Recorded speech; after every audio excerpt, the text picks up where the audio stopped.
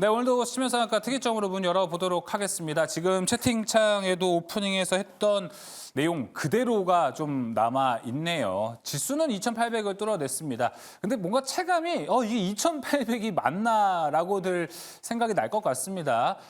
그동안의 좀 중심 섹터였던 반도체에서도 뭔가 뚜렷한 성과는 나오지 못했어요. 자, 그렇다고 뭐 2차 전지에서 올랐나? 그것도 아니었습니다. 그렇다면 오늘 어떤 종목에서 올랐냐? 다양한 테마에서 좀 올라간 모습이 보여줬습니다. 그렇지만 그 테마를 미리 잡고 길목을 지키고 있었던 분들이 있었을까 이런 좀 생각이 들고 2,800을 본격적으로 넘어서 이제 우리가 2,850, 2,900 그리고 3,000까지도 바라봐야 할 시점인데 어떤 전략을 좀 잡아가야 될지 이에 대한 이야기를 오늘 특이점에서 하나하나씩 이야기해 보도록 하겠습니다. 자, 오늘 함께할 매니저부터 소개하도록 하겠습니다. 화목팀 나왔습니다. MBN골드 이가람, 조기준, 김홍태 매니저님 나왔습니다. 어서 오십시오. 네, 안녕하세요. 네. 자, 이가람 매니저님, 오늘 시장에 대한 이야기를 한번 해볼까요? 지수는 기분 좋게 오른 것 같아요. 2,800을 못 뚫어내면 어떡하지 이런 걱정을 했는데 2,800 시원하게 뚫어냈습니다. 그렇지만 왜 이렇게 뭔가 오른 것 같지 않은 이 뒤가 구린 느낌은 뭔가요? 지금 뭐 시장 자체가 말 그대로 지수만 딱 올라갔다라고 좀 볼 수가 있을 것 네. 같습니다. 보시는 것처럼 이제 뭐 코스피만 많이 올라가고 코스닥은 못 갔죠. 그러다 보니까 아마 개인 투자자분들이 가장 많이 하는 시장 자체가 사실은 코스피가 아니고 코스닥에서 많이 놀기 때문에 오늘의 상승은 사실 뭐 크게 체감하기 좀 어렵지 않았을까라고 좀 생각을 합니다. 실제로 제가 잠깐 차트를 좀 보여드리면서 좀 말씀을 드려보면요. 7월 달까지는 일단은 지수 상태, 그러니까 뭔가 지수의 방향성은 저는 코스피는 방향성 자체는 이미 정해져 있고 쉽게 꺾일 거다라고 보지는 않습니다. 그래서 아마 코스피는 지금 정도 자리는 유지하면서 내려가더라도 제한적일 것 같고 이제 그동안 뚫지 못했던 그런 자리를 뚫고 올라왔기 때문에 2,800에서 더 엄청나게 상승은 좀 제한적일 것 같고 이제부터는 올라가도 조금씩 올라갈 것이고 뭔가 내려올 때는 내려오는 것도 좀 제한적인 뭔가 박스권을 한 번 더 만들지 않을까라고 생각을 좀 일단 하고 있고요. 그래서 아마 다음 달까지는 방향성은 지금의 방향성은 좀 이어지고 이제 8월 달부터가 조금 변곡이 한번 생길 수도 있지 않을까라고 생각을 일단 하고 있습니다. 그다음에 이제 지금 월봉상 보게 되면 코스피 같은 경우는 지금 6월 달 한 달, 지금 20일 동안 올라와 있는 게 종가 기준 봤을 때 6.5%가 올라왔습니다. 그러니까 뭔가 지금 코스피는 올라왔는데 근데 문제는 코스닥이 문제인데요. 코스닥은 오늘까지 상승률이 플러스 2%밖에 안 됩니다. 그러니까 지금 코스피에 대해서 절반조차 올라오지 못하고 있는 코스닥이다라고 볼 수가 있겠고 가장 심각한 건 뭐냐면 연 상승률인데요. 코스피는 그나마 이제 좀 올라오기 시작을 해서 올해 정말 6개월 동안 아둥바둥 올라온 게 1년 동안 올라온 포인트가 5.7%가 올라왔습니다. 근데 이제 코스닥 같은 경우는 1년 동안 무려 마이너스 1%가 내려갔어요. 그래서 지금 뭐 코스닥만 봤다라고 한다면 지수로만 봤을 때는 거의 뭐 1년 동안 지금 6개월 동안 마이너스권에 있다라고 볼 수가 있겠는데 이제부터는 이 계리율이 언제쯤 줄 것이냐. 결국은 지금 이러한 코스피와 코스닥에서의 차이를 결국은 좁힐 텐데 어떠한 포인트가 나왔을 때 좁혀질 것이냐. 결국 이제 요 이유하고 언제쯤 얼만큼 계리율이 줄 것이냐가 포인트가 될 것 같은데요. 저는 그래서 이제 코스피 쪽에서는 상승은 이제 웬만큼 나온 상태에서 약간 상승은 제한적일 것이고 이제는 코스닥에 집중을 해야 되는데 저는 빠르면 내일도 약간 내일까지는 일단 코스피겠지만은 다음 주 진짜 빠르면 다음 주 월화부터라도 코스닥에서 전반적인 반등세가 한번 나타나든지 만약에 다음 주에 안 나온다라고 한다면 저의 생각은 다음 주 주후반 수목금 때부터 시작을 해서 7월달 초까지는 코스닥에서 강세가 조금 더 강하게 올라오지 않을까라고 생각을 합니다. 그래서 지금 오늘 포트에서 나의 종목이 올라오지 않았다라고 하시는 분들은요 너무 실망하지 마시고 다음 주를 좀 기대를 해보시면 제가 지수 예측한 대로 대부분 다 흘러갔습니다. 다음 주 아마 그렇게 흘러갈 걸로 저는 생각하고 있으니까 오늘 실망했다 하시는 분들은 다음 주를 기대하시면 좋겠습니다. 일단 빠르면 다음 주 코스닥의 반등까지도 함께 살펴보면 좋을 것 같습니다. 자, 시장에 대한 이야기 나눠봤고요. 이제 본격적으로 특이점 이야기 나눠보도록 하겠습니다. 첫 번째 특이점 열어주시죠. 자, 오늘 첫 번째 특이점입니다. 자, SK 키파운드리에서 이제 차세대 전력 반도체에 대한 이야기가 좀 나왔습니다. 이 소스가 과연 반도체 업황에 조금 더 강하게 상승시켜줄 수 있는 재료가 될 수 있을까에 대한 이야기도 오늘 함께 나눠보고요. 그리고 오늘 반도체 업황 자체가 그렇게 좋지는 못했습니다. 대부분의 반도체 종목들이 좀 하락한 모습을 보여줬습니다. 이 반도체 업황에 대한 이야기까지 함께 나눠보도록 하겠습니다. 먼저 조기준 매니저님, 전력 반도체가 다시 한번 좀 주목을 받는 시기가 될 수 있을지, 이게 뭐 이제 2033년 정도가 되면은 지금보다 한 20배 정도 더 성장을 할 수 있다고 하는데, 지금 시장에서 좋은 재료가 될 수 있을까요? 근데 지금 저는 뭐 이거에 대해서 이제 좋게 생각하고 있는데 네. 오늘 이제 올라간 종목이 이제 뭐 그 전력 반도체가 있는지 모르겠습니다. 근데 아직까지 개화가 지금 안 됐다 저는 생각을 하고 있고요. 그래서 전력 반도체 관련해서 실리콘 카바이드와 이제 질화 갈륨을 이제 얘기하는데 지금 현재 이제 질화 갈륨까지는 아직 멀었고 이제 DBH텍이라든가 몇 개 삼성이나 대형 회사들이 이제 준비하고 있는 상황이고 이제 예. 이런 사업을 데스크포트 좀 만들고 있는데 이제 실리콘 카바이드 관련해서는 지금 현재 테슬라부터 시작해서 최근에 이제 뭐 여러 가지 업체들이 이제 준비하고 있고 지금 하고 있는데 저는 내년 아니면 내후년 정도 돼야지 이제 전력 반도체가 더 커질 거라는 생각이 되고 있습니다. 그래서 오늘 이제 DBH텍이 올라간 이유는 뭐 이제 전력 반도체만 올라가는 게 아니고 여기서 테슬라에서 반도체 수주가 나오는 게 아니냐. 미국의 이제 중국계 미국 회사가 이제 팹리스 회사가 DB 그 하이텍에다가 이제 반도체 수주 문의를 했기 때문에 이제 그와 관련해서 상승을 한 거고 그 외에 이제 코스텍시스라든지 뭐 이렇게 많은 회사들은 지금 현재 아직 안 올라오고 있습니다. KEC라든가 준비하고 있는 회사는 많지만 저는 그런 시장은 이제 내년 정도부터 열릴 거다 생각하고 있습니다. 네, 알겠습니다. 그렇다면 뭐 전력 반도체 관련 기업들은 이번 지금 반도체 뭐 HBM과 관련해서 같이 올라가고 있는 시점에서는 좀 상승분을 함께 공유하기는 좀 어렵겠네요, 조기준 매니저님. 그게 이제 SK 실트론부터 시작해서 SK 뭐 삼성, DBH텍 그다음에 이제 뭐 조그만 중소 LX 세미콘이라든지 이제 요렇게 있는데 상승분을 지금 아직은 저는 그러니까 이제 시작이다. 그러니까 모르겠습니다. 내년에 시작하는데 항상 주가는 이제 선반영되기 때문에 뭐 하반기부터 반응할 수 있을지 않을까 모르겠습니다. 근데 그런 시장을 저는 뭐 오늘 그러니까 오늘 상승하는 종목을 가지고 벌써부터 개화했다라고 보기에는 좀 이르지 않냐라는 생각이 들고 오늘 상승하는 대부분 종목은 실적이 좋거나 또 아니면 이제 시장이 이제 횡보 구간이기 때문에 개별적으로 이제 상승한 이유라고 보고 있습니다. 네, 알겠습니다. 자, 그럼 김용태 매니저님 한번 이야기를 좀 나눠보도록 하겠습니다. 김용태 매니저님, 최근에 오늘 반도체 업황 이야기로 좀 넘어가서 해보자면은 최근에 삼성전자는 계속해서 매수세가 들어오고 있는데 하이닉스에서는 매도세가 좀 나타나고 있습니다. 이런 걸 본다면 지금 좀 변곡점에 와 있는 상태라고 볼 수 있나요? 아니요. 아닙니까? 네. 그럼 지금 매도세 하이닉스는 왜 나온다고 보세요? 매도세가 그렇게 많이 나오진 않았기 때문에 이게 뭐 지금 이제 변곡점을 그리기 위한 어느 정도의 준비 단계다라고 보기에는 아직은 좀 이른 단계고요.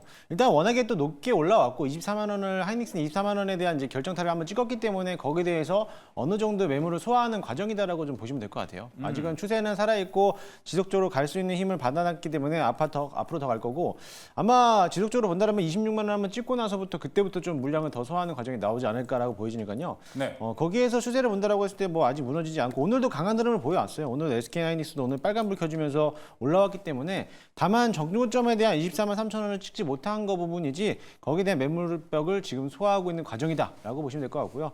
괜히 그 외국인들이 판다고 해서 나도 좀 팔아야 되나라는 이런 섣부른 매도보다는 아직은 조금 더 보유해서 당연히 지금은 보유할 자리밖에 될 수밖에 없고 네. 더 보는 시세로서는 26만 원까지도 더 봐야 되는 그런까지 모습을 보여주면 좋겠고요.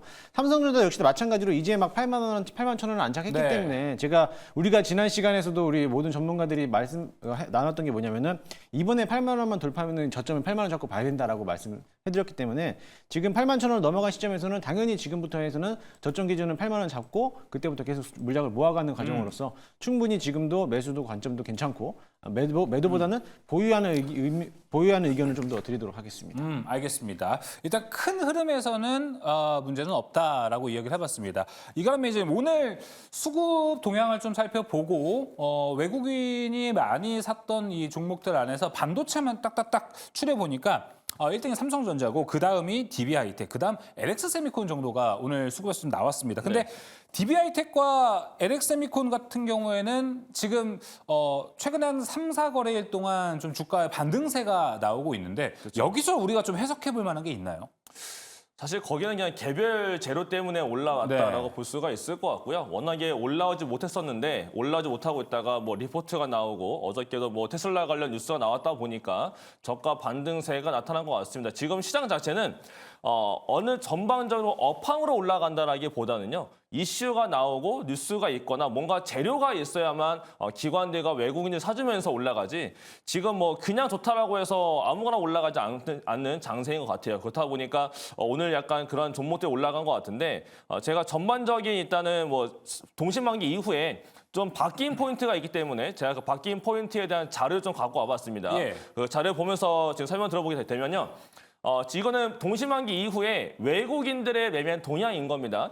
인버스를 처음엔 조금 사고 있다가 지금 3일 연속 팔았는데 개인들만 인버스를 사고 있고 외국인들이 인버스를 팔고 있어요. 그렇다는 얘기는 인버스를 판다라는 얘기는 외국인들은 여전히 상방은 유지한다라는 얘기가 되는 거고요. 그다음에 삼성전자 같은 경우도 동시만기 전까지는 계속 팔았습니다. 계속 팔고 SK점을 샀는데 동시만기 날부터 해서 하루 빼놓고는 연달아 사기 시작하면서 이전에 2월 이전에 5월달 초에 많이 올라갔었을 때처럼 지금 갑자기 막 4,000원, 3,000원 사더니 단 6거래일 만에 사들어온 금액대가 2조 4천원 사버립니다. 정말 어마어마한 매수를 하고 있는 건데 결국은 이러면서 지금 하이닉스 쪽에 대해서 약간 이거래에 매도를 했습니다. 요 이유는 제가 봤을 때는 지금 삼성전자가 더 좋기 때문에라기보다 지금은 파생적으로 봤을 때 롱숏 플레이를 많이 하고 있었는 외국인이었는데 지수를 올리는 과정에서 삼성전자의 매도 포지션을 많이 뺐습니다. 그러면서 많이 올라오기 시작을 했고 결국 지금 삼성전자가 엔비디아가 없는 상황에서 그냥 올라올 때 뉴스도 안 나오죠. 그러한 이유가 결국 이제 지수를 올리기 위해서는 결국은 외국인들이 가장 많이 사는 건 삼성전자이기 때문에 사고 있는 거고 그러면서 이제 하이닉스 쪽은 일부 차익 실현하고 있는 건데 그렇다고 하더라도 하이닉스가 밀리지 않는 이유는 결국은 HBM 관련된 거는 아직은 하이닉스가 많기 때문에 많이 안 팝니다. 많이 안 팔면서 그동안 올라가지 못했던 괴리가 많이 벌어진 상태에서 삼성전자를 사고 있다라고 봐야 될 필요가 있을 것 같아서 삼성전자 같은 경우는 지금은 업황도 업황이지만 기술적 반등이 더 맞지 않을까라고 일단 생각을 하고 있습니다. 네. 그다음에 이제 지금 남아있는 것도 좀 일정을 좀 봐야 될 게 있는데요. 일정이요. 이제 내일입니다.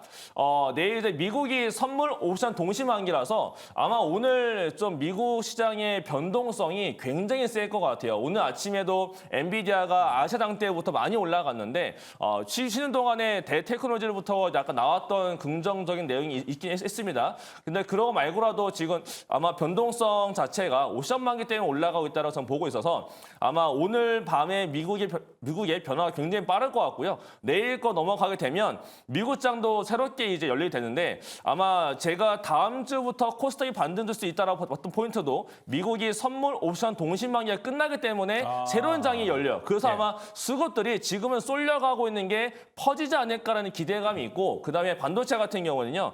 26일 그러니까 한국 시간으로는 27일 목요일 새벽인데 마이크론 테크놀로지의 또 발표가 나옵니다. 어닝 발표가 나오는데 마이크론도 굉장히 잘 나올 거예요. 요게 대해서 선반영이 들어가면서 마이크론은 연일 신고가입니다. 근데 마이크론이 신고가인데 삼성전자가 못 간다? 말이 안 되거든요. 그쵸. SK가 못 간다? 하이닉스가 못 간다? 말이 안 돼요. 그렇다 보니까 마이크론도 연달아서 연일 신고가니까 외국인들은 밸류에이션상 굉장히 싸게 있는 삼성전자를 굉장히 사고 있다라고 보여지고 그다음에 PC 물가가 다음 주 금요일입니다. 요때 전후로 해서 아마 시장 자체가 돌면서 코스닥도 올라가지 않을까 생각하고 있고 그다음에 7월달 초에 삼성전자의 또 2분기 발표가 나와요. 이날 또 LG전자가 함께 발표될 걸로 전망이 되고 있는데 결국 이렇게 이제 실적 발표에 주목을 하는 시즌이기 때문에 반도체가 많이 올라왔고 눌려있던 삼성전자가 올라오면서 코스피를 외국인들이 여기에 대해서 약간 밸류를 쳐주면서 지금 지수를 올리고 있는 과정이다라고 보여져서 일단은 대형주가 많이 올라간 장세라고 보는 게 맞을 것 같고요. 지금 하이닉스를 팔고 있는 이유에 대해서는 딱히 이유가 없이 그냥 일부 차익 실현일 뿐 롱 포지션은 여전히 이어가고 있고 삼성전자도 새롭게 들어가고 있는 거니까 일단은 대형주 쪽으로만 집중을 먼저 하시고 그다음에 시장이 어떻게 바뀌느냐에 따라서 소부장까지 좀 같이 이제 봐야 되는 시기가 점점 더 오고 있지 않을까라고 말씀을 드리겠습니다. 알겠습니다.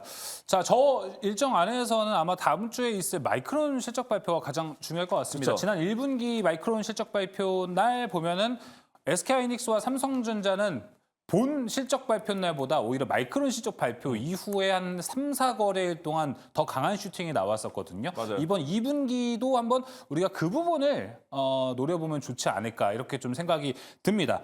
추가적으로 마이크론에서 만약에 이제 실적 발표를 하잖아요, 이가람 매니저님. 근데 여기서 만약에 HBM에 관한 이야기가 나오면 네. 삼성전자 쪽에서는 악재가 되지 않을까 이렇게 생각도 들어요. 저는 그보다 이번에 마이크론 테크놀로지가 정말 중요한 게 뭐냐면요. 지난번에는 선반영 자체가 크지 않았거든요. 근데 지금은 마이크론 테크놀로지 제가 지금 차트를 띄워놨는데 네. 제 거 화면 보게 되면요. 마이크론이 진짜 어마어마한 상승을 보여주고 있습니다. 진짜 이거는 뭐 거의 이거 뭐 거의 엔비디아 차트가 아닌가라는 생각이 들 정도로 엄청난 상승을 보여주고 있는데 이만큼 지금 이전보다 선반영을 굉장히 많이 해놨어요. 그래서 물론 마이크론 테크놀로지가 컨퍼런스 콜을 하면서 굉장히 강한 어조로 아마 멘트 칠 겁니다. 그래서 아마 이번에 HBM 쪽도 증설 더 할 거고 HBM3 2에 대해서도 승인차 나와서 아마 이번에 블랙의 쪽도 자기네가 점유율 올라갈 거다라는 식으로 코멘트 나올 것 같은데 문제는 먼저 올라갔기 때문에 마이크론 테크놀로지가 발표하고 난 다음에 시간에서 추가로 올라가면 정말 다행입니다. 네. 근데 그렇지 않고 만약에 정말 좋은 내용이 나오고 정말 더 나왔는데 불구하고 시간에서 만약에 밀렸다라고 한다면 이 27일 목요일 날은요. 한국 시장에서 반도체 종목들이 차익 실현이 나타나는 가능성이 굉장히 커요. 그래서 일단은 마이크론 테크놀로지까지는 기대감을 가져가는데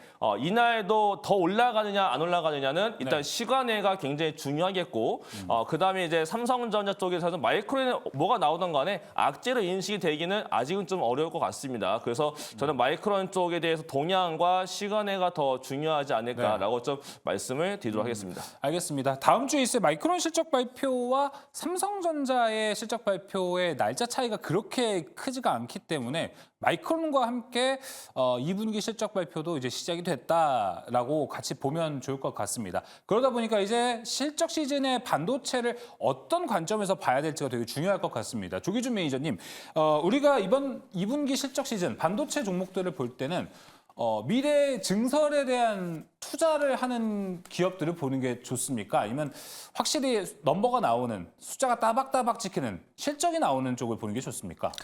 지금 현재 올라가는 게 이제 LX 세미콘이라든가 DB 하이텍이라든가 네. 어느 정도 실적이 뒷받침된 회사들이 일단은 가장 먼저 올라가는 것 같고, 먼저 미국에서 전공정, 후공정 장비 HBM 관련해서는 실적이 아직 안 따라오거든요. 근데 그동안 후공정 테스트 장비가 너무 과하게 올라갔던 측면도 있고, 테크윙이라든지 이제 그렇죠. 몇몇 올라가는 한미 반도체라든지 이렇게 올라갔었는데 지금 결국에는 이제 DB하이텍, LX 세미콘 지금 이제 다음 달에 7월 달에 2분기 실적 시즌을 맞이해서 이제 실적 관련주들이 많이 올라가는 게 아닌가라는 생각이 들기 때문에 약간은 실적 관련해서 종목을 사야 되지 않을까. 그래서 저는 삼성전자가 이제 우선적으로 이제 8만 전자를 안착했기 때문에 네. 그와 관련된 이제 해성 DS라든지 이제 실적이 1,000억 정도 1,000억이 나오는데 시총이 1조가 안 넘는 회사들이 좀 되거든요. 그래서 네. 그러니까 리드 프레임 관련해서도 해성 DS를 보시면 될 것 같고, 소켓은 ISC 보시면 되는데 네. 그 외에도 이제 리노 공업이라든가 실제가 어떻게 나오는지를 잘 살펴보면서 매매하면 도움이 될 것 같다는 생각이 듭니다. 네. 이 시간에 꾸준하게 얘기해 주셨던 게 TFE 맞죠, 매니저님?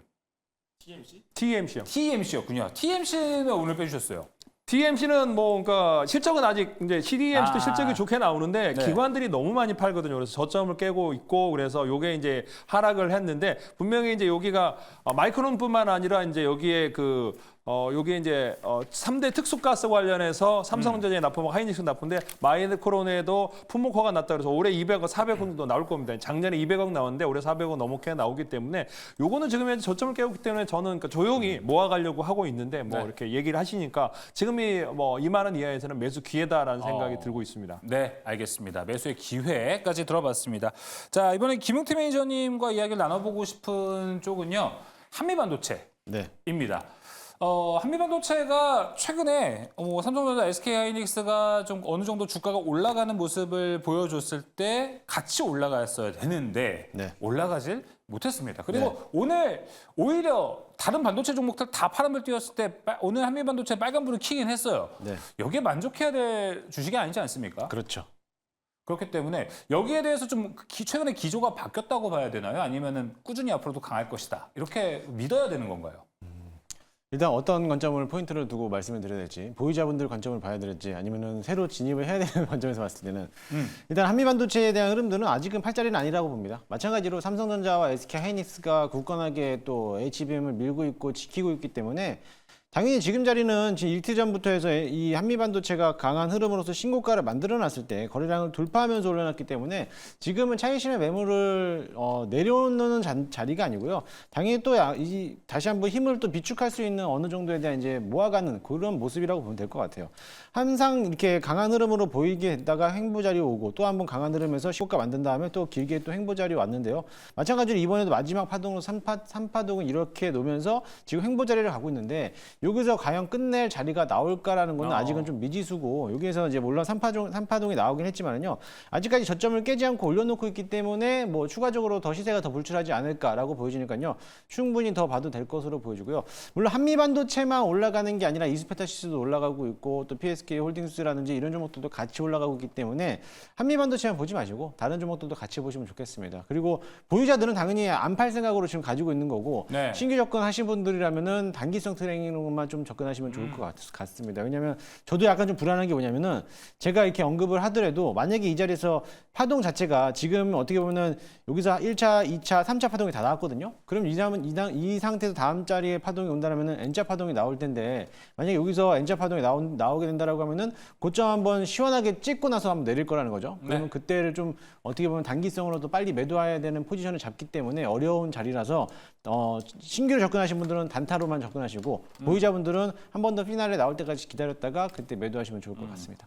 예, 알겠습니다. 지금 우리나라에서 가장 핫한 반도체 종목들을 들어보면서 업황까지 함께 따져봤습니다. 자, 일단 수급이 대형주 말고도 이제 소부장까지도 쫙 퍼져가는 게 중요할 것 같습니다. 이 시점 같은 경우에 아까 이가람 매니저가 얘기했던 대로 일단 다음 주쯤에 이 수급이 어디까지 퍼지느냐 이걸 확인해 보는 것도 중요할 것 같습니다.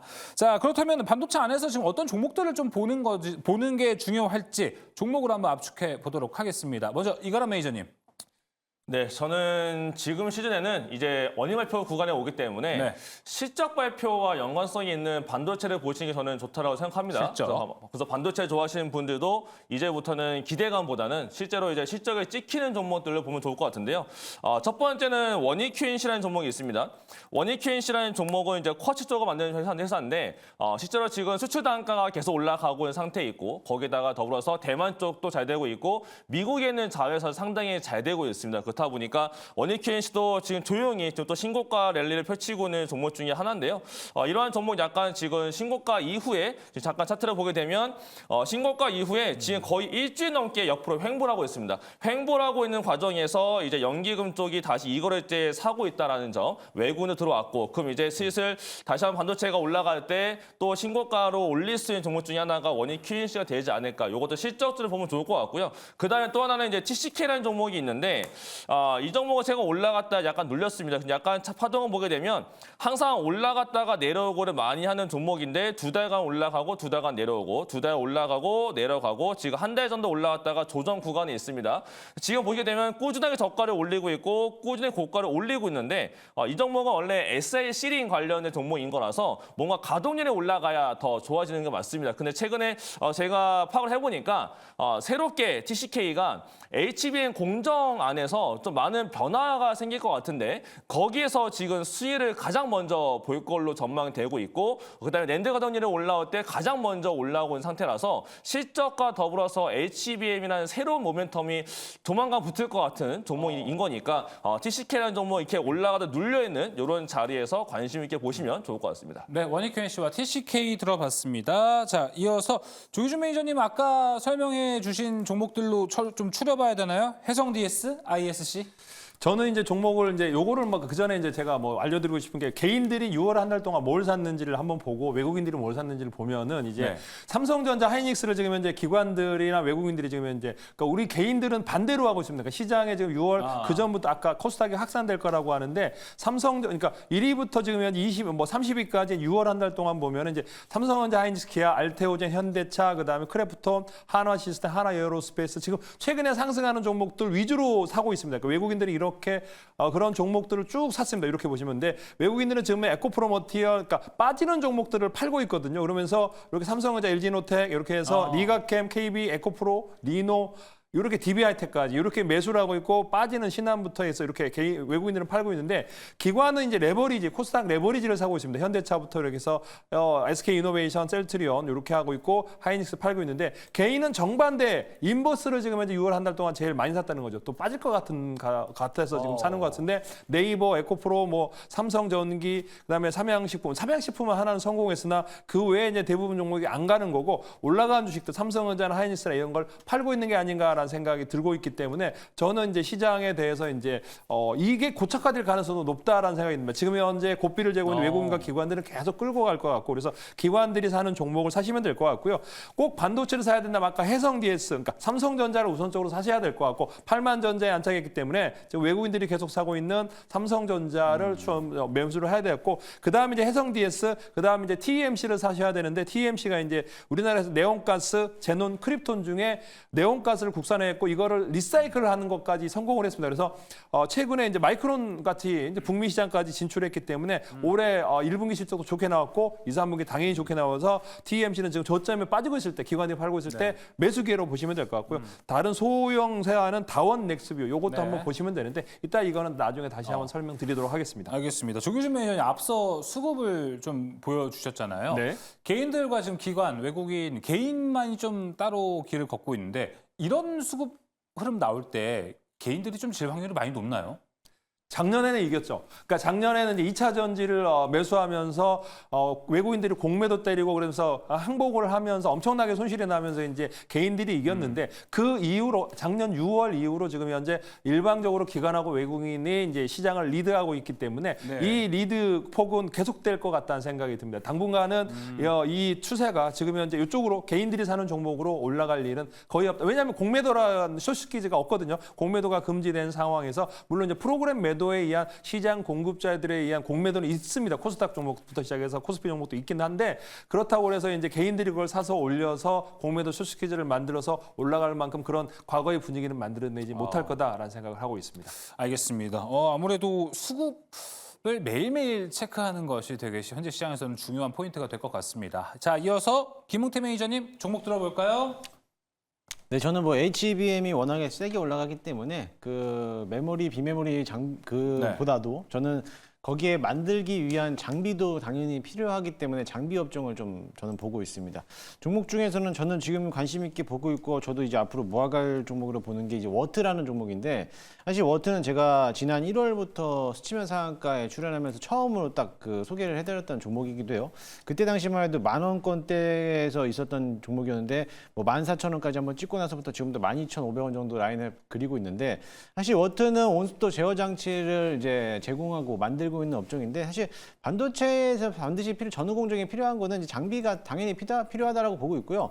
이미 HBM의 수요가 전반적으로 증가되고 있는 거에 대한 시점을 본다라고 하면은 당연히 장비 업종들도 수요가 증가될 수밖에 없는 거라는 거죠. 근데 시장에 대한 지금 주목 테마를 보고 있는 거는 결국엔 시장의 전반적인 71%를 담당하고 있는 이제 디램에서도 HBM에 너무 포커스를 맞추고 있다 보니까 이런 장비 업종들에 대해서 약간 좀 등한시하는 모습을 보이고 있어요. 물론 이 장비 업종들에 대한 그 실적 또한 나쁘진 않은데 전반기에 대한 이제 과도한 이제 비용이 들어간다는 부분에서 일단 전년 대비해서는 실적은 좀 낮게 평가는 됐지만 그렇다고 해서 적자 기업은 아니거든요.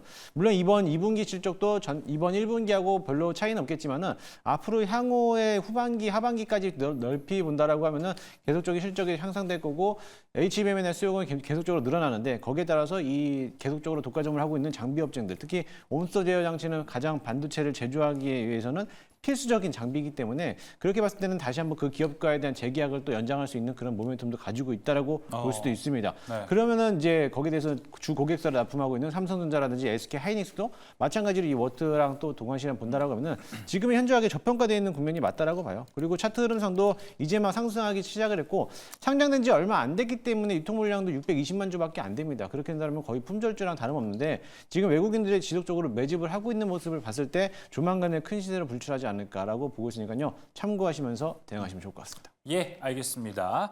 자, 워트까지 들어봤고요. 반도체에 대한 이야기를 나눠봤는데 이것만 간략하게 해보고 이제 다음 특이점 넘어가 보도록 하겠습니다. 지금 미국 시장, 선물 시장 이야기를 안 해볼 수가 없을 것 같아요.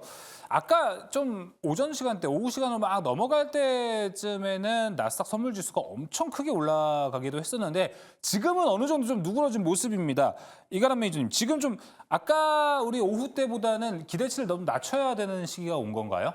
미장에 대해서? 아무래도 이제 본장이 열려야 되기 때문에 네. 그 본장이 열렸을 때가 사실은 제일 중요하긴 합니다. 근데 지금 제가 나스닥 선물 차트를 실시간으로 보고 있는데 사실 뭐 큰 차이가 없는 것 같아요. 오히려 우리나라 장 끝나고 난 다음에 더 올라갔던 게 나스닥 선물 지수인데 지금도 뭐 계속 올라갔다가 조금 내려온 정도입니다. 네. 근데 문제는 지금 너무 올라왔다라는 거죠. 미리. 그렇다는 얘기는 본장 때 오히려 이제 차익 매도가 나오면서 음봉으로 떨어질 가능성도 있긴 합니다. 그리고 지금 엔비디아 자체가 지금 장전 거래에서 140% 넘어가고 3.4%가 더 올라갔는데 예. 이것도 이미 우리나라 아시아장 때 올라간 내용인 거고 사실 이것 때문에 우리나라 장 끝나고 나서 반도체 종목들이 시간이 좀 많이 올라갔거든요. 그래서 아마 내일 제일 좋은 그림은 이 상태로 시작을 해서 요거보다 더 올라가서 반도체가 다 같이 올라가 끝나면 지금 내려와 있는 반도체 소부장들이 내일 시가부터 한 번씩 올라갈 가능성이 있어 보이고 다만 이제 엔비디아가 올라갔는데 만약에 엔비디아가 떨어져서 끝나버린다라고 한다면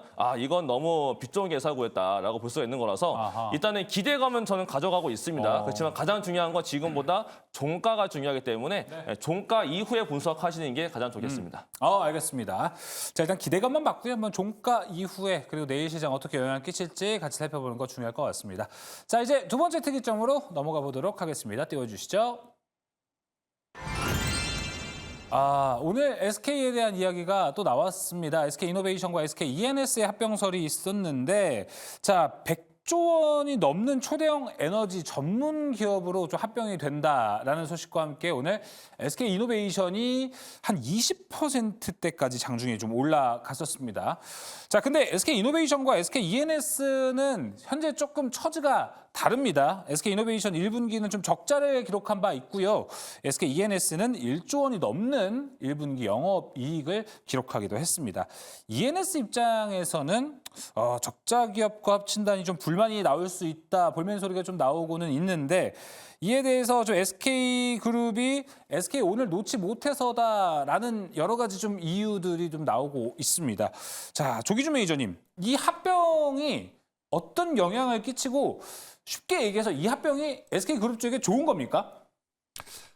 당연히 이제 중요한 거는 지금 현재 상태에서 SK이노베이션도 사실은 자회사 SK온 때문에 저평가되고 있다고 보시면 됩니다. 여기 석유가스 관련해서 SK이노베이션은 충분히 흑자가 나오고 있는 회사이기도 하고 지금 시총의 자본 총계가 30조가 넘어갑니다. 그러니까 현재 SK이노베이션만 봐도 그러니까 30조 넘어가고 있고 뭐 1조에서 기본적으로 이제 석유가 잘 됐을 때는 4조까지 나왔다가 이제 안 좋을 때는 작년 한 해도 1조 2천의 영업이익이 나왔어요. 그러니까 77조 정도에서 나오는데 이제 거기다가 이제 11조의 SK ENS를 이제 합병하면 1조 정도의 이제 플러스 이제 흑자가 나기 때문에 이제 SK온에 대해서 지금 현재 어떻게든 굉장히 이제 SK그룹이 이제 SK온이 적자가 나기 때문에 이걸 상장도 못하고 어떻게 지금 굉장히 머리를 앓고 있는 상황인데 그 상황에서 이제 이렇게 그 흑자 기업을 합친다 그러면 이제 SK이노베이션도 상승 기류를 좀 타지 않을까라는 생각하고 심지어는 지금 현재 사실은 양극재 업체들이 30조 그러니까 에코프로가 30조 올라가는데 SK이노베이션이 빠지면서 지금 10조대로 떨어져 버렸다는 거죠. 그래서 그만큼 많이 하락을 했습니다. 그래서 물론 이게 하락을 하면서 11조 5천억입니다. 11조 정도 되는데 그러면서 이제 LG 에너지 솔루션하고 삼성 SDI도 같이 내려왔거든요. 셀 업체들이. 그런데 지금 이제 요게 적자에서 흑자로 돌아선다면 최근에 이제 작년부터 이제 올해 점진적으로 지금 이제 작년 4분기에 이렇게 적자 났다가 올해 이제 1분기에 보면 5,800억 흑자가 돌아섰습니다. 그러니까 그만큼 SK온의 적자 폭이 줄어들고 있다는 거고요. 그러면서 이렇게 점진적으로 이제 단기 순위까지 올라온다면 점진적으로 좀 좋아질 상황이라고 보시면 되겠고요. 그래서 지금 현재 바닥권에서 낙폭하면서 이제 반등이 나왔고 이동평균선을 뚫었습니다. 거래량도 폭발하면서 나왔기 때문에 SK이노베이션도 공매도들 엄청 기관들 외국인들 때렸을 거고 이 상승세가 나온다면 제가 보기에는 다시 이제 20만 원 아니더라도 15만 원 이상 갖다 놓을 가능성이 높아 보인다라는 생각이 들고 있습니다. 알겠습니다. SK이노베이션이 이 영향과 함께 좀 올라갈 수도 있는데 일각에서는 뭐 SK이노베이션이 지금까지 뭐 SK온을 어떻게 다시 한번 상장시키기 위한 일환들 때문에 개인 투자자들에게 좀 욕을 많이 먹긴 했어요. 비판도 많이 먹기도 했고요. 근데 이런 상황에서 이번에 또 합친다라고 하는 게 이 시장에 좀 영향을 끼칠 것 같아서요.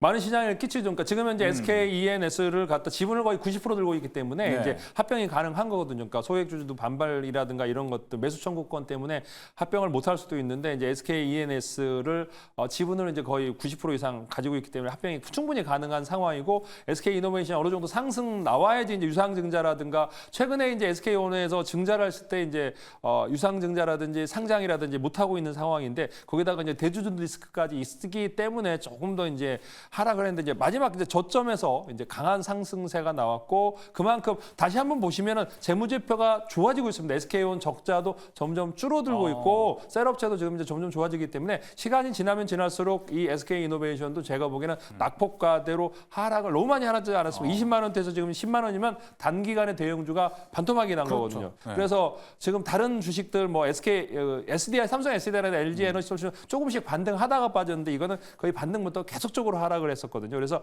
최근에 SKC가 굉장히 많이 올랐잖아요. 그러니까 미국에서 이제 반도체 관련해서 보조금을 받으면서 거의 더블이 났듯이 제가 보기에는 이제 SK 이노베이션도 지금 이 세장에 남들이 되게 안 좋다고 하고 모든 사람이 안 쳐다볼 때 한번 쳐다보는 게 지금 좋은 그러니까 요 거래량이나 이런 것들이 상징적인 거래량이라고 보고 있고 공매도가 많이 있을 가능성이 높고 그러기 때문에 다시 한번 SKC도 저도 이제 올라갈 때 보면 회사가 적자가 많이 났거든요. 네. SKC가 흑자가 나서 올라간 게 아니고 엄청나게 적자 났는데도 보조금 하나로 그다음에 유리기판 하나로 이렇게 테마로 형성되면서 상승폭이 컸습니다. 그런데 SK이노베이션도 충분히 그러니까 자본 총계가 지금 PBR로 봤을 때 30조가 넘어간다고 보시면 됩니다. 10조인데 지금 현재 자본 총계 30조입니다. 물론 부채가 높고 뭐 자본금도 그렇는데 점진적으로 이제 매출이 늘면서 작년에 한 해 가장 약했던 1조 2천억인데 올해 2조 8천억 예상을 하고 있습니다. 그래서 2조 6천억 예상하고 있다면 회사가 굉장히 좋아진 거다. 여기다가 아까 SKEN에서 1조를 더 합치면 3조 9천억까지 나올 수 있고 요 매출도 90조에서 100조가 나올 가능성이 높기 때문에 저는 SK이노베이션을 한번 남들이 다 아니라고 그럴 때 한 번 다시 찾아보는 건 어떨까라는 생각이 들고 있습니다. 네, 알겠습니다. 자, 이렇게 한번 좀 쳐다보는 것도 어떨까라고 조기준 매니저님이 이야기를 해주셨는데 지금 이제 kit바이님께서도 채팅창에 올려주신 내용이 증시를 좌지우지하는 건 금리고 뭐고 간에 뉴스 한마디에 폭등, 폭락이죠라고 이야기를 해줬습니다. 근데 김호태 매니저님 최근에 뭐 지난주도 그렇고 사실 현대차 그룹주도 비슷한 이야기가 있었고 이런 뭐 같은 이슈는 아니지만 뉴스 한마디에 진짜 그 큰 대형주들이 몇십 %씩 같이 움직이는 흐름이 있는데 자 근데 요즘 이런 걸 보면 우리 시장이 그렇게 막 건강하다는 느낌은 좀 들지 않는 것 같아요. 네. 아주 아픈 시장입니다. 예. 힘들고 어려운 시장이고요. 그 뉴스 하나만으로 이제 대형주가 갑자기 장중에 20%까지 올라간다는 거는 사실 저로서도 이해 안 되는 시장이고요. 그만큼 많이 시장에서 주도 섹터가 없었기 때문에 어떻게 보면 단기성으로서 수급을 좀 빠르게 빨아들이려는 작용 때문에 또 들어오지 않았나라고 보고 있습니다. 오늘도 테마를 본다라고 하면 이건 SK하고 좀 번외기는 하겠지만은 네. 오늘은 또 화장품주들이 죄다 딱 조정을 받았어요. 맞아요. 화장품들도 그렇게 잘 가고 있는데 실적도 2분기 실적도 좋을 거다라고 했는데 지금 3일 연속으로 빠져나가고 있고요. 그뿐만 아니라 지금 오늘은 K푸드도 그렇게만 한 달 동안 그렇게 막 잘 가던 종목 식품업종들도 지금은 슬슬 고점에서 이제 매도 플레이가 나오고 있는 시점 봤을 때 그 외쪽으로서 지금은 뭐 오늘은 또 조선 이런 쪽에 대한 갑자기 수급이 또 쏠리는 현상 또 다른 쪽에서는 또 오늘은 또 이런 SK 이노베이션에 대한 수급이 쏠리는 현상 또 오늘은 또 제약바이오에 대한 일부분에 대한 이벤트는 있었지만 그러면서 제약바이오도 갑자기 올라가는 아무런 이동 없다가 갑자기 올라가는 게 하루아침에도 몇 가지 섹터가 올라간다라고 하는 거는 이제는 테마성에 대한 매물대는 전부 다 이제 쏟아져 나올 수 있다라고 보고 있고요. 네. 테마성에 집중하는 것보다 이제는 기술주들에 대한 움직임을 보고 있는데 그렇게 된다라고 하면 오늘 같은 시장에서 이제 대형주가 올라왔다라는 거는 이제 어느 정도에 대한 시장에 대한 이제 바닥권은 다 잡아놓고 있고 슬슬 반등 준비를 하고 있다라고 보시면 될 것 같습니다. 네, 알겠습니다. 자, 다시 한번 합병 이야기로 좀 넘어와서 세 분한테 한번 OX 이야기를 한번 나눠보도록 하겠습니다. SK 이노베이션과 SK E&S 합병이 좀 무리한 합병일 수 있다라는 이야기가 좀 나오고 있다 보니까 일각에서는 이렇게 무리할 바에는 SK 이노베이션이 SK 오늘 매각하는 건 어떠냐라는 이야기도 같이 나오고 있거든요. 근데 아까 조기준 매니저님 이야기를 좀 들어보면은 SK 온도 점차 나아지고 있기 때문에 이노베이션에서는 오히려 매각을 안 할 것 같다라는 생각을 하는데 뭐가 나을까요? 매각하는 게 낫다? O. 안 하는 게 낫다. X. 한번 세 분의 의견을 같이 들어보도록 하겠습니다. OX 들어주시죠. 하나, 둘, 셋. 매각을 하는 게 낫다고요, 조기준 매니저님? 뭐라고 저는 아까 SK오는 판다고요? 예. 아니 안 되죠. 역시 안 하는 걸로. 예, 조기준 매니저님 때문에 제가 일부러 이 질문을 드렸는데 아까 앞과 뒤가 좀 다를 뻔했습니다. 자, 그럼 이가람 매니저님 확실히 SK 오늘 좀 품고 가야 되는 건가요, 지금? 그렇죠. 아무래도 이제 배터리 상황 자체가 업황 네. 자체가 워낙에 안 좋다 보니까 더 그런 것 같은데 어차피 가야 될 길은 지금이야 뭐 전기차가 안 좋고 하다 보니까 별로지만 결국 어차피 가야 될 길은 전기차 쪽은 가야 되는 길인 겁니다. 그래서 아마 SK 오늘 좀 살리려고 하지 않을까라고 좀 생각이 들어서 이번 합병 같은 경우도 이제 에너지를 좀 더 키운 다음에 SK 온 쪽에다가 또 에너지 관련 자회사 갖다 붙이는 거 아니냐라고 하면서 나중엔 결국은 SK 오늘 IP를 어떻게든 하려고 할 거예요. 결국은 거기까지 가기 위해서는 재무구조 좀 바꿔야 될 필요가 있기 때문에 지금 어떻게든 해보려고 이렇게 하는 게 아닐까라고 좀 생각이 들고 근데 일정상 봤을 때 다음 주거든요. 다음 주 목금 정도가 되는 것 같은데 이제 SK에서 경영 관련된 이제 회의가 하나 열립니다. 이제 28, 29일 때 네. 경영 전략 회의가 열리기 때문에 이 자리에서 좀 많은 것들이 결정이 되지 않을까. 그 다음에 이제 SK 그룹사들의 지배 구조나 여러 가지가 좀 정리될 것 같으니까 이때 이제 어느 쪽이 호재가 되는지 좀 잘 판단을 해야 될 것 같고요. 일단 SK이노베이션이 오늘 좀 많이 올라왔는데 이왕 올라온 김에 SK온 관련해서 조금 더 긍정적인 멘트 나타주면서 이왕 올라간 거 조금 더 올라가고 그동안 내려가 있는 지금 2차전지 전기차 관련된 세 종목들의 반등도 한번 좀 시도를 해주면 더 좋을 것 같습니다. 알겠습니다. 그래서 그런지 오늘 SK이노베이션 주가도 좀 올라갔습니다. 여기에 그 합병 이야기와 함께 다른 SK 그룹주들에서 좀 주가 상승을 기대해 볼 만한 뭐 수혜 종목들이 있을지 여기서 이 이슈와 함께 엮어볼 종목은 무엇인지 하나씩 또 들어보면 좋을 것 같습니다. 조기준 매니저님, 그래도 SK이노베이션이 가장 날라나요? 여기선? 저는 그러니까 요걸 보고 싶습니다. 그러니까 SKC가 이제 지금 현재 아까 차트를 보면서 단기간에 이제 100%가 났는데 네. 요걸 보시면 SKC가 지금 현재 이렇게까지 실적이 안 좋은데 보시면은 2023년에 2천억 적자 나 있고 지금 현재 2조 5천억밖에 안 되는데 지금 현재 10만 원대에서 20만 원까지 100% 났습니다. 그러니까 1분기 실적도 심지어는 적자가 난 상황인데 이렇게 지금 현재 보조금 하나와 더불어서 지금 시총이 6조 7천억이 됐습니다. 그러니까 여기 작은 뭐 1,000억짜리가 아니고 1조짜리 그룹이 그러니까 이렇게 적자가 났고 사실 아까 SK이노베이션도 이렇게 보시면 점진적으로 지금 현재 흑자가 돌아서고 있습니다. 그래서 올해 이제 2분기부터 3분기까지 계속 흑자가 돌아설 가능성이 높기 때문에 저는 그러니까 SK이노베이션이 이렇게 이제 바닥을 치고 올라간다면 지금은 현재 이제 가장 저평가되어 있는 셀업체들이 한번 LG 에너지 솔루션 너무 많이 빠졌지 않습니까? 그래서 이렇게 LG 솔루션도 같이 좀 보시면 낙폭 과대로 보시면 될 것 같고 삼성 SDI도 이렇게 보시면 이제 단기간에 70만 원에서 딱 35만 원 절반 50% 나왔는데 이런 이제 대형주를 한 번 더 제가 보기에는 살펴보면 좋겠는데 예. 저는 소형주 단에서 이제 나노팀이라고 이제 횡보하고 있는 이런 것들이 이제 여기 열폭주 차단 패드부터 시작해서 1000도 이상의 방염을 할 수 있는 거를 개발했기 때문에 이제 요거 한번 제가 추천드렸고 그래서 한번 보시면 될 것 같고 네. 그다음에 이제 다시 이제 민테크 이제 2차전지 배터리 검사하는 회사인데 민테크도 한번 보시면 되겠습니다. 최근에 PNT도 더블 났고요. CSI도 지금 현재 반등 구간에 있기 때문에 2차전지 굉장히 어떤 소외됐던 양극재가 아닌 다른 종목들이 올라가고 있다라고 보시면 되고 아까 SKC도 동박 관련 회사가 더블이 나기도 합니다. 잘 살펴보시면 좋을 것 같습니다. 알겠습니다. 상당히 많아요. LG엔솔, 삼성 SDI, 나노팀, 민테크. 이 정도면 2차전지 완전 콜이다라고 봐도 되는 거 아닙니까? 이제 낙폭 과대이기도 하고 이제 요게 그러니까 왜냐하면 그 전에 계속적으로 2차전지 양극재, 음극재들이 뭐 10배가 날 동안 셀업체들은 그렇게 많이 안 올랐거든요. 그런데 시장 하락세에서 충분히 하락을 하지 않았나 생각이 들고 중요한 거는 그런 뭐 양극재라든가 이런 쪽이 아니고 셀업체가 흑자로 돌아서 그러니까 자동차 회사가 흑자가 많이 나와 있고 그 다음에 이제 셀업체가 적자 났는데 최근에 리튬 가격이라든가 원자재 가격 굉장히 낮아졌기 때문에 이 그 셀업체들이 지금 흑자가 날 수 있는 가능성이 굉장히 높습니다. 왜냐하면 자동차 회사 납품하는 가격은 어느 정도 한계가 있는데 리튬부터 시작해서 니켈이라든가 뭐 이런 조달 가격은 굉장히 낮아졌기 때문에 제가 보기에는 셀업체들의 흑자가 2분기부터 크게 나올 수 있을 거라는 생각이 들고 있습니다. 네, 알겠습니다. 자, 이어서 김홍태 매니저님 종목 한번 들어볼까요?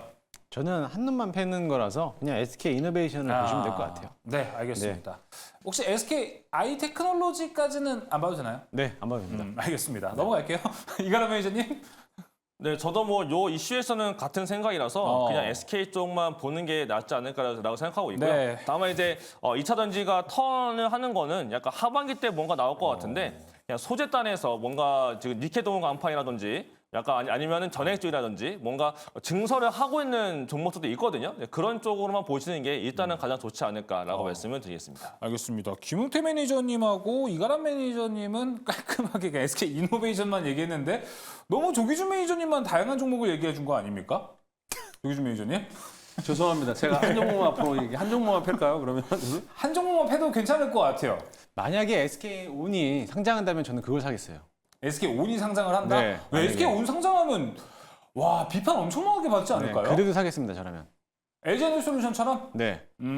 알겠습니다. 근데 이거 SK온이 이번 이슈와 함께 상장할 가능성을 점쳐볼 수 있나요? 없죠. 없죠? 네. 예, 알겠습니다. 근데 이곳서 재무 구조만 잘 짜고 나가게 되면 지금 당장은 SK온이 IPO가 안 되지만 아마 하겠죠, 결국은. 아, 결국엔 한다. 네, 결국은 아마 해야 될 겁니다, 아마. 네, 알겠습니다. 자, SK그룹의 ENS와 함께 합병 이야기를 좀 나눠봤습니다. 자, 이제 세 번째 특이점으로 넘어가 보도록 하겠습니다. 열어주시죠. 자, 바이오 이야기를 또 이번에 해보도록 하겠습니다. 오늘 에이프릴 바이오가 에보뮌의 6천억 원대 기술 수출의 상한가에 갔습니다. 수급을 보니까 리가캠, 모스코텍에도 강한 수급이 좀 붙었는데요. 지금 그래서 많은 분들이 궁금해하는 건 결국에 하반기 제약바이오가 상반기처럼 잘 또 올라갈 수 있는지가 중요할 것 같습니다.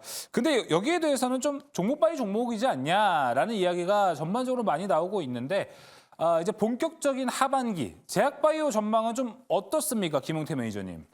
본격적인 하반기로 갈수록 제약바이오는 더 좋을 것으로 보여집니다. 금리 때문에? 네. 9월 달에 금리 인하할 수 있는 시점으로 봤을 때 이미 과반수, 점도표가 이제 과반수를 넘었기 때문에 다들 9월 달에 금리 인하가 될 수 있다라고 다들 기대를 하고 있어요. 근데 연준에서는 연내 1회 하겠다라는 거였거든요.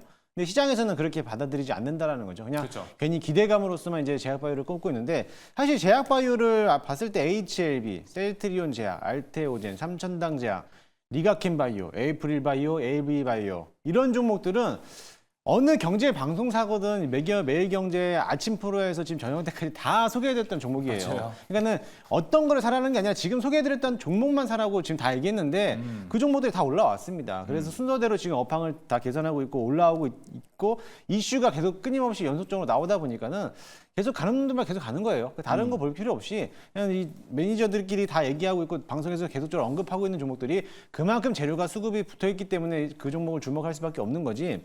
마찬가지로 지금 알테오젠이 HLB에 대한 시가총액이 넘어갔잖아요. 그러면서 이제 탈환할 수 있는 기회를 보고 있는데 알테오젠이 제가 봤을 때는 뭐 아마 제약바이오의 탑 10이 되지 않을까, 탑 1이 되지 않을까라고 네. 보이기 때문에 저는 지금도 충분히 더 매수해도 괜찮다라고 보고 있거든요.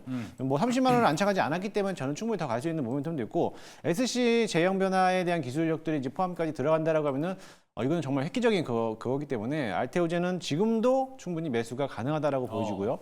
일단 삼천당 제약도 역시나 마찬가지로 비만 치료제 때문에 이제 그렇죠. 나왔잖아요. 근데 사실 이게 비만 치료제보다도 삼천당 제약이 그 전에 자사준을 매각을 했단 말이에요. 그 매각했던 이유가 이거를 뭐 빚을 갚다라든지 아니면 딴 거에 대해서 내가 뭐 자금을 챙기겠다 이게 아니라 설비에 투자를 또 하겠다라는 거예요. 유상증자를 통한 게 아니라 내 돈으로 내가 공장을 더 짓겠다라는 거에 대해서 이거는 진짜 칭찬받을 만한 그런 기업으로 꼽히면서 어떻게 보면 이런 것들은 뭐 돈줄 내야 돼 이러면서 이제 매수세가 들어와서 이제 신고가를 넘어가는데 차트를 보시게 되면은요 삼천단 제약뿐만 아니라 일단은 알테오젠이 먼저 직전 박스권 넘어가면서 신고가 넘어갔고 그 다음에 삼천단 제약이 박스권 넘어가서 신고가 넘어갔고요. 그 다음에 에이프릴 바이오도 이제 삼천단 제약의 이제 재료 때문에 같은 맥락으로서 오늘은 뭐 공시가 나오면서 상한가를 안착하면서 박스권 넘어갔고요. 그 다음에 재료가 수급받은 게 이제 리가켄 바이오인데 리가켄 바이오도 이제 박스권 넘어가려고 준비하고 있습니다. 그 다음에 나와 있는 파이프라인 제일 많이 가지고 있는 ABL 바이오도 슬슬 반등하기 시작했습니다. 그럼 여러분들은 지금에서 막 과도하게 많이 올라갔던 종목들은 계속 뭐 관심 있게 보겠지만은 그다음 후발 타자를 그렇죠. 여러분들이 준비를 해야 된다는 거예요. 그러면 지금 자리에서 시장에서 주목을 받고 있고 이슈가 남아 있고 재료가 남아 있다라고 하면은 지금 딱 보이는 종목들을 보거나 아니면은 이번에 제2의 HLB처럼 FDA 승인에 대한 기대감을 가지고 있는 유한양행이라든지 오스코텍 이런 종목들도 같이 보시면 좋을 것 같습니다. 네, 알겠습니다. 좀 다양한 기업들 그리고 지금 뭐 우리나라 상반기부터 우리나라 제약바이오에서 좀 주가가 좀 강하게 튀어 올랐던 리스트를 쫙 이야기를 해주셨습니다.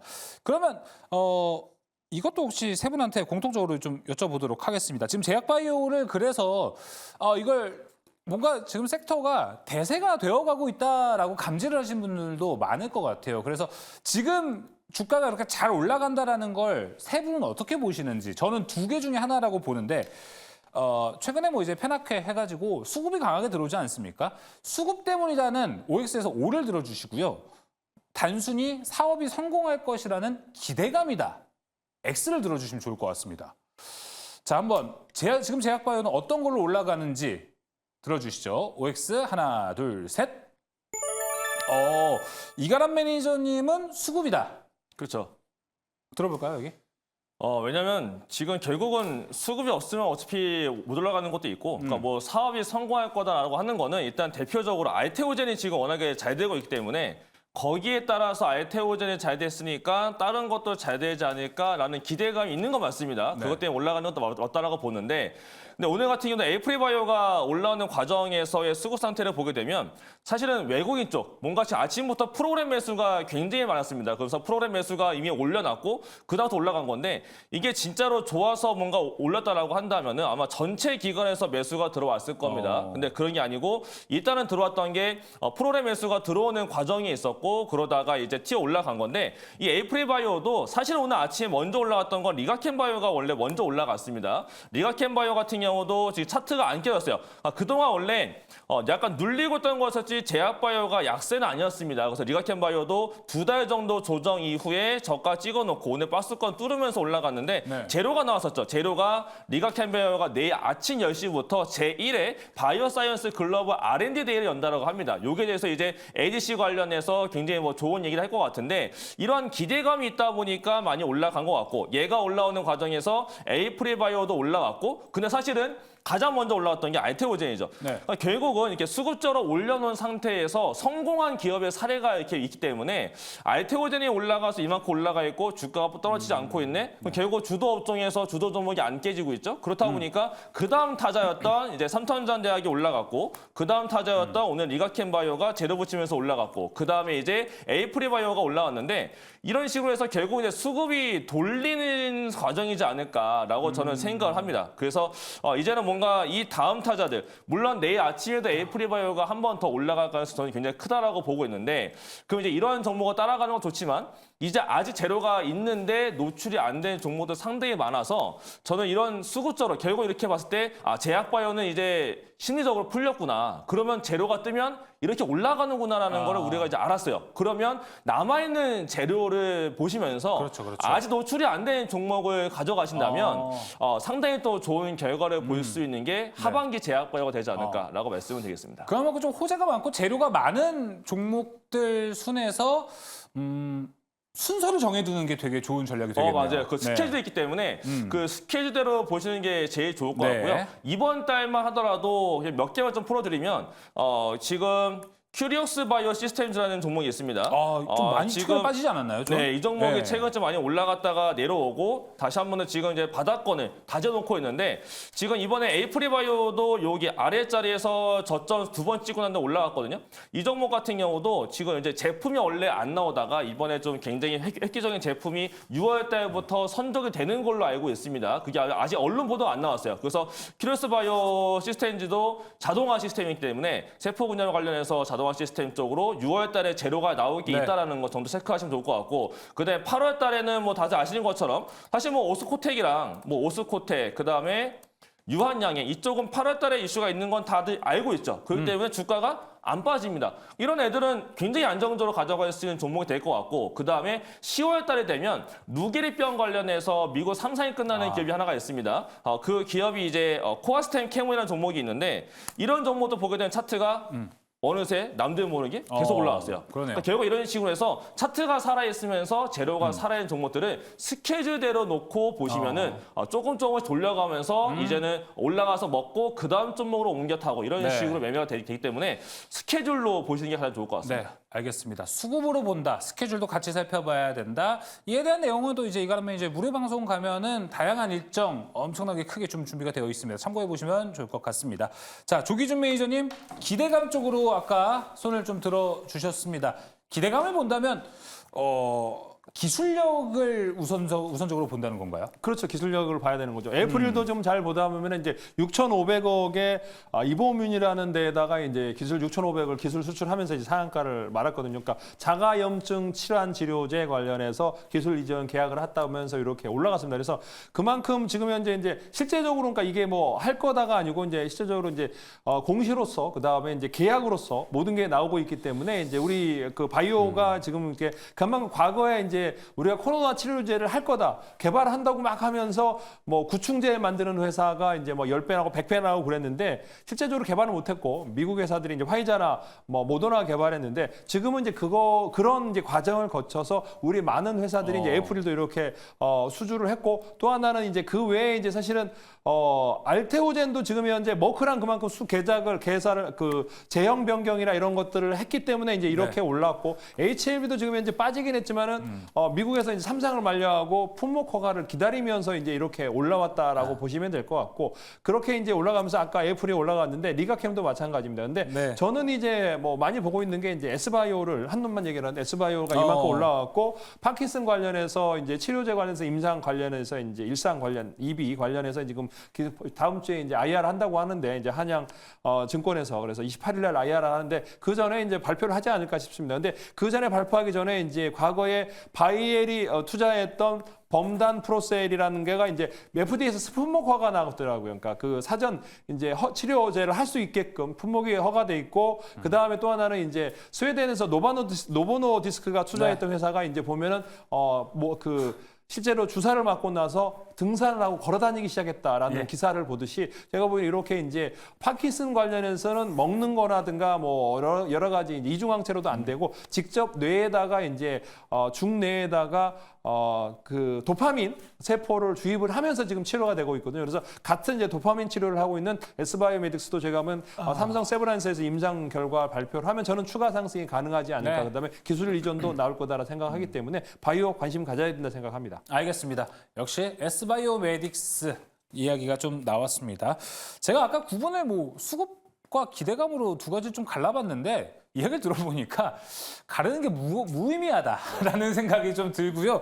기대감이 있는 종목이 수급이 더 몰린다. 좀 이렇게 생각이 드는 것 같습니다. 그래서 김용태 매니저님 아까 말씀해 주셨던 순서들 쫙 있잖아요. 네. 뭐 알테오젠, 리가캠, ABA 바이오, 뭐 에이프릴 바이오, 유한양행 이런 순서에서 타이밍을 잘 잡는 게 되게 중요할 것 같아요. 네. 그래서 어떤 종목이 지금 좋을까요? 이게 굉장히 어려운 겁니다. 굉장히 어렵습니다. 왜냐면은 다 좋은데 누가 먼저 갈지는 아무도 모르기 때문에. 그쵸. 저는 그래도 조금 기간적인 흐름을 봤을 때 딱 정확하게 얘는 진짜 확실하게 가지고 간다라고 하면은 유한양행. 유한양행. 그리고 좀 눌러져 있기도 하고. 이게 올라오고 있고 또 이제 FDA에 대한 승인에 대한 기대감을 가지고 있기 때문에 이 렉나자에 대한 소식들을 가지고 온다라면 물론 다들 알고 계시겠지만 아무래도 이제 조만간에 이제 시기를 본다면 2달 정도밖에 채 안 남았기 때문에 지금이라도 좀 관심 있게 보시면 좋지 않을까라고 생각이 됩니다. 알겠습니다. 유한양행 들어봤고 자 그리고 앞에서 이가람 매니저님 일정까지 쫙 많이 얘기를 해주셨거든요. 네. 그래서 엑기스는 뭐냐 이게 제일 중요하죠. 한 종목만 찍어야 되나요? 네? 종목을 하나만 찍어야 되는 건가요? 2개 이상 넘어가면 좀 그럴 것 같아요.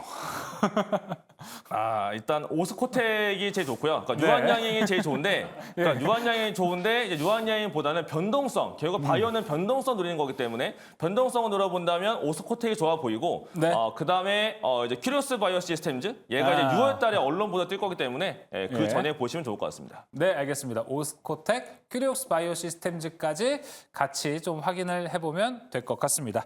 자, 오늘 세 가지 특이점 이제 여기서 마무리를 해보도록 하겠습니다. 자, 이제 6월 수익률 대결도 얼마 남지 않았습니다. 치열하게 진행이 되고 있는데요. 어떻게 지금 순위는 포진이 되어 있는지 특별한 포트 대결로 넘어가 보도록 하겠습니다.